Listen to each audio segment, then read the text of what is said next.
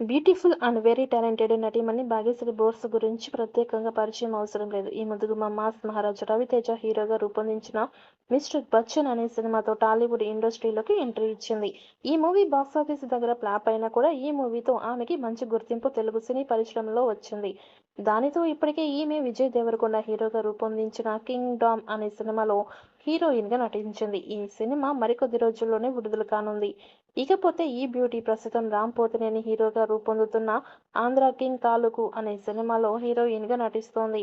అలాగే దుల్కర్ సల్మాన్ హీరోగా నటిస్తున్న కాంతా మూవీలో కూడా హీరోయిన్గా నటిస్తోంది.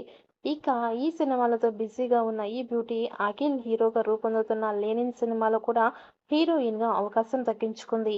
కొన్ని రోజుల క్రితమే లెనిన్ మూవీకి సంబంధించిన అధికారిక ప్రకటన వెలువడింది.